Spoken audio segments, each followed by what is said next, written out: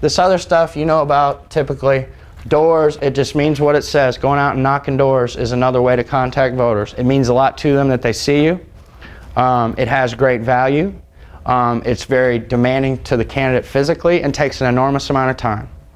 So what I always say about door-to-door is figure out who your 10,000 folks are, household them, okay? Meaning figure out the way to get it down to the least households, okay? So maybe 10,000 people in a place like this, that might only encompass 3,000 households. It could be clear as many as 5,000 households.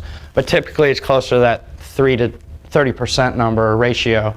So in our case, if we're looking for 10,000 voters, we could probably household them down to 3,000 households. In which case then we try and do doors ourselves if we can. If not, we have staffer surrogates, the Steve Thedes of the world, help us do that. But that's a door program. And too many times I'll hear a candidate say to me, I'm going to knock on every door. And I always say, well, God bless you, I hope you do. And I think, how stupid is that?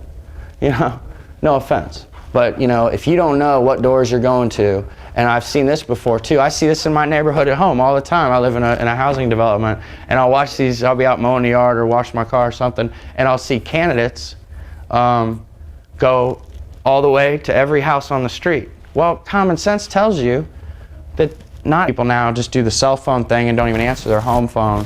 But to the extent that you can get people who are peers of your targets to do phone-to-phone work, it's very effective. To the extent that you're calling people who are strangers, it's not so effective. However, phones and doors kind of go together, and you can do 10 phones in the time you can do 3 doors. So again, those are sort of old-fashioned, traditional grassroots techniques. They're still effective, but you need to be careful and have a good target when you're doing that stuff, okay? Next, be events and house parties. Another famous candidate line, I'm going to go to the mall, or the grocery, or Walmart, meet all the voters. Well, back to our example.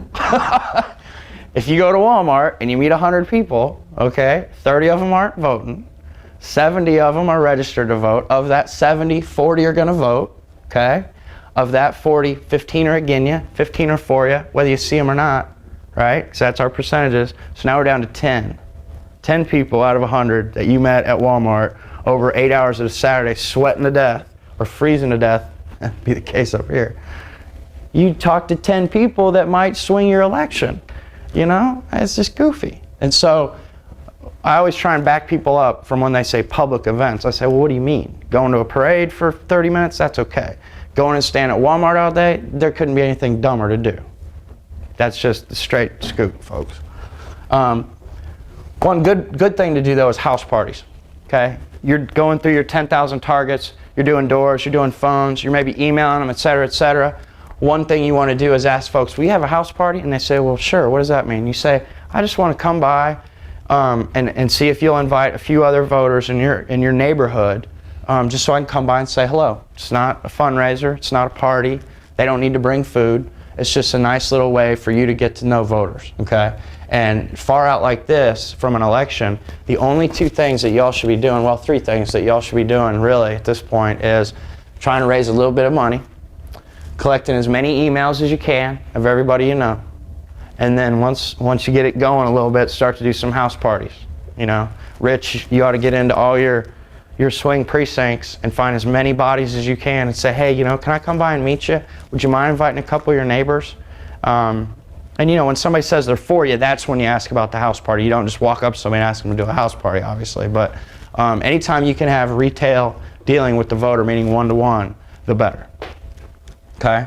So when we talk about all a campaign is to sort of regroup here, a campaign is just a conversation with the voters over a certain amount of time. How do you have a conversation with the voters? You have to have money, or you have to have tons of emails. And even then, you're going to have to spend a little money to have a website so you can facilitate that conversation. The good news, though, is that the cost of that conversation is coming down tremendously. And if you really know how to seize on this new media stuff, you can really run good cutting-edge campaign stuff. So anyway, and then these are the methods, of course, to reach all those folks. We've pretty much reached field and political and all this.